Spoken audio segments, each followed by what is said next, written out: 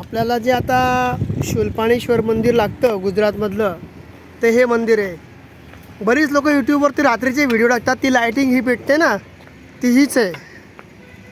हे शूलपाणेश्वर मंदिर आहे भगवान शंकराचं, जे पूर्वी नर्मदे मैयाच्या आतमध्ये होतं. ते सरकारने बऱ्याच वेळा स्थानिक लोकांनी आक्रोश आंदोलन करून ते मंदिराची काहीतरी सोय लावावी असं त्यांना विनंती केली. पण डॅममध्ये ते पाणी उलट असल्यामुळे आता इथे तुम्हाला दिसणार नाही. हा हे बघा दिसतंय, हे बघा मूळ मंदिर जे आहे, मूळ मंदिर ते आतमध्ये आहे असं म्हणतात. मलाही तेवढी कल्पना नाही, पण आता काही माहिती मिळाल्यामध्ये मंदिर एक पाण्यामध्ये, पण सरकारने हे पाण्यातलं मंदिर याची सोय लोकांच्या सांगण्यावरून ते मंदिर बाहेर काढलं आणि ते मंदिर इथे बांधले. पण तिथली पिंड हलवू शकले नाही का? काहीतरी सोय लावा याच्याकरता ते पिंड उपटायला गेले. JCB वगैरे काय लावलं म्हणतात, पण ती पिंड उचलत नव्हती. मग म्हणतात की आपण ते पिंड कापून काढू, असं काही एक तथाकथित कथा आहे.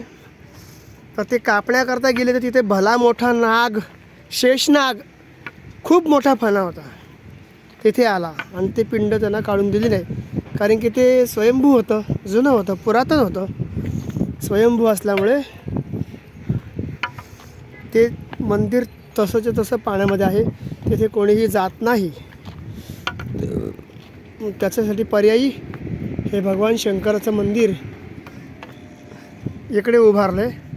आणि बऱ्याचदा आपण यूट्यूबवरती हे पाहतो लायटिंग, ती लायटिंग तुम्हाला रात्री चमकताना दिसते. तर आम्ही लवकर पोचल्यामुळे आता जवळजवळ आम्ही 27 किलोमीटर आलो. अजून पुढे गेलो की 30 किलोमीटर, म्हणजे माथासरचा सुद्धा डोंगर आम्ही 27 आम्ही म्हणजे मैयाच्या कृपेने एवढं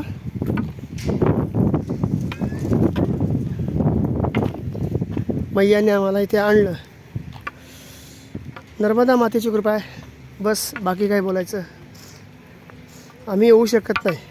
तिची कृपा असेल तर, आणि भगवान शंकरांचा आशीर्वाद आहे असं हा मंदिर तुम्हाला आता बघायला मिळेल, भव्य दिव्य. आणि तो पहा, सरदार वल्लभभाई पटेल यांचा स्टॅच्यू मागून दिसते. तिथे आम्ही जाऊ शकत नाही, अंतर लांब आहे, गाडीने जावं लागेल, चालत जावं लागेल. पण त्याच्याकरता काय आम्हाला जायचं नाही, आमची परिक्रमा आहे.